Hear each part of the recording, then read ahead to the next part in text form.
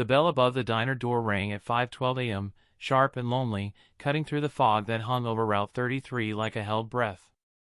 Lena Morrison didn't look up. She was refilling a chipped white mug, the coffee dark and bitter, the way truckers liked it. She'd been on her feet since midnight, hair pulled into a loose knot, calves aching through cheap sneakers. The fluorescent lights buzzed overhead, and somewhere behind the counter the grill hissed grease into the quiet.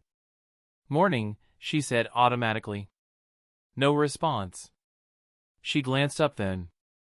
The man stood just inside the door, thin as a fence post, rain dripping from the brim of his battered cap.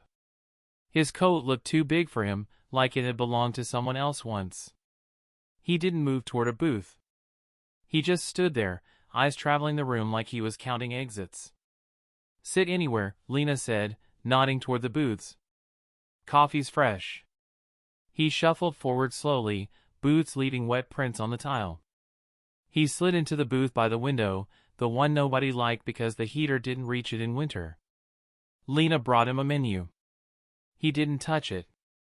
"Just eggs," he said finally. "However they come." His voice was quiet but clear. Not shaky. Not confused. She wrote it down anyway, tore the ticket, and stuck it on the wheel. When she came back with the plate, he was staring at the condensation on the window like it was telling him a story. "Anything else?" she asked. He shook his head. When it came time to pay, he reached into his pocket, pulled out a card, and slid it across the table with a polite nod. The machine beeped once. Declined. She tried again. Declined. He didn't look surprised. Just nodded slowly, like he'd expected it. "I'll put it back," she said quickly, embarrassed for him. "You want to try another card?" He shook his head. "I don't have another one." Lena hesitated. Then she sighed, reached into her apron, and pulled out a 10. "I've got it," she said. "Don't worry about it."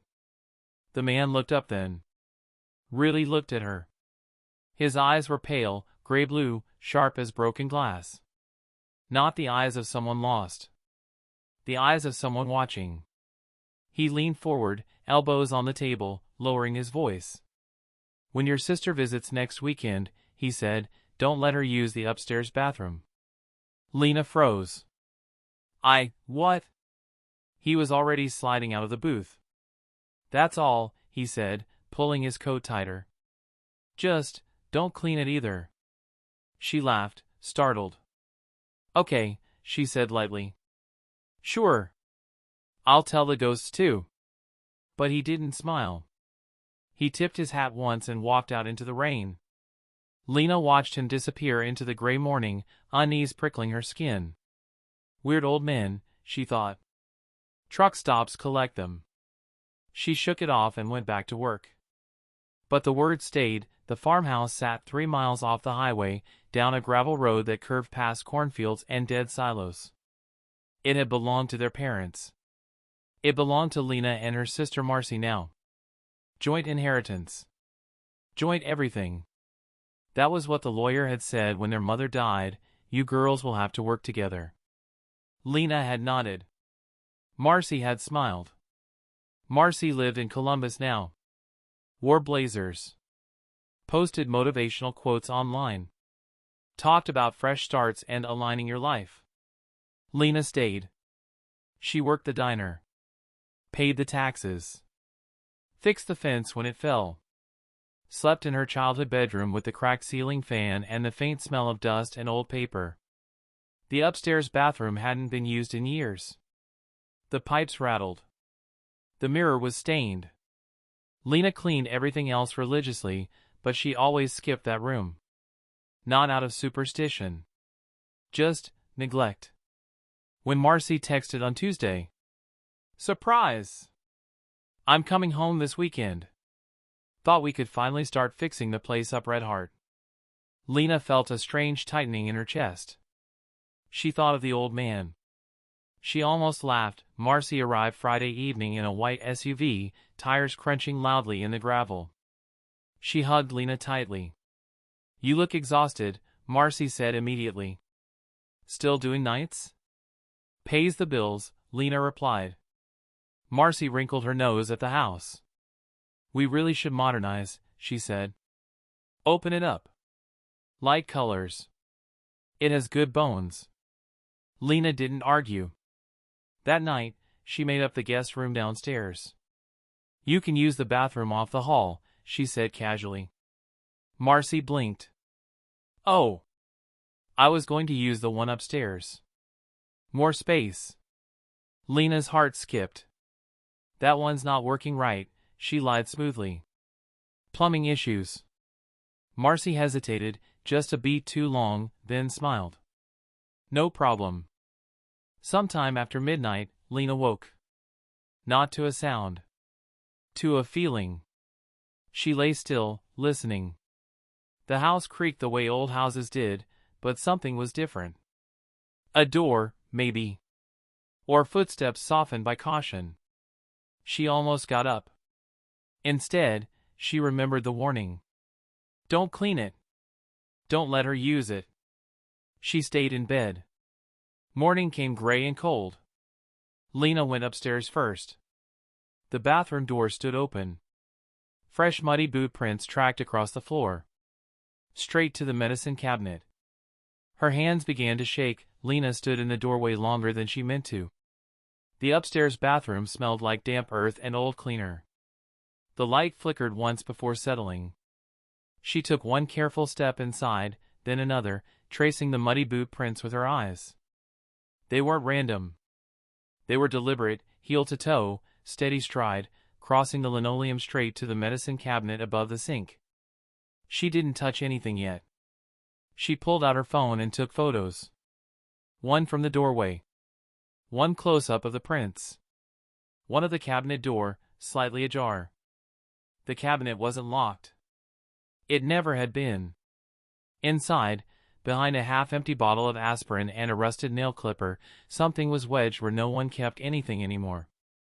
A manila envelope. Her stomach tightened. She slid it out, careful not to smear the mud. The envelope was thick, heavy with paper. Typed labels. A sticky note in Marcy's handwriting. She recognized it instantly from birthday cards, stuck to the front. Upstairs. Temporary. Lena leaned against the sink. She opened it. Inside were photocopies of the deed, their deed, with signatures that looked like hers but weren't. Not quite. The loops too tight. The slant wrong. There were divorce papers, too, Marcy's, and signed by a judge, but drafted and dated weeks earlier.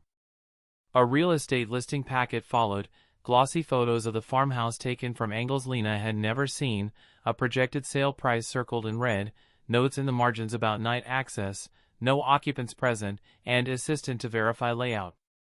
At the bottom of the envelope, a business card smudged with dirt. Elliott Park. Assistant, Greenway Realty. Lena closed the cabinet and sat on the edge of the tub. Her pulse thudded in her ears. Someone had been in the house. Not Marcy. Not last night's creaks and groans of an old place settling. Someone else. She went back downstairs, moving slowly, listening. Marcy was in the kitchen, cheerful, already dressed, scrolling her phone while coffee brewed. Morning, Marcy said brightly. I didn't sleep great. Old houses, you know? Lena forced a smile. Yeah. She poured herself coffee and watched her sister over the rim of the mug. The way Marcy's eyes flicked toward the staircase. The way she kept her phone angled away. You sleep okay? Marcy asked. Like a rock, Lena said. It wasn't a lie. Not exactly. After breakfast, Lena suggested a walk to the old barn.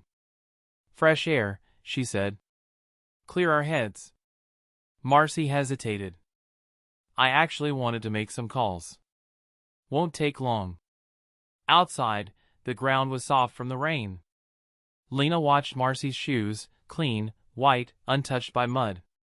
No prints. No sign she'd gone upstairs overnight. At the barn, Lena leaned against a post. You ever meet with a realtor yet? Marcy's smile was instant. Too instant. I've talked to a few people. Just exploring options. Anyone come by? No, Marcy said quickly. Why? Lena shrugged. Thought I heard someone last night. Marcy laughed. This place is noisy. You always were jumpy. Lena smiled back, steady. Guess so. That afternoon, while Marcy took a shower downstairs, Lena called Greenway Realty from the diner's old payphone. She didn't trust her cell anymore. Greenway, a woman answered. Hi, Lena said, lowering her voice. I'm calling about a property on County Road 12. I think your assistant Elliot Park may have visited. There was a pause. Papers shuffling. Yes, the woman said. He did a preliminary walkthrough. Late, per the client's request. Off hours. Who requested it? Lena asked. Another pause. I'm sorry, the woman said carefully. I can't disclose. That's fine, Lena cut in. I just needed to confirm. She hung up and stood there for a long moment, staring at the scratched metal of the phone. Late. Off hours. She thought of the old man at the diner. The knowing glint in his eyes. The specificity of the warning.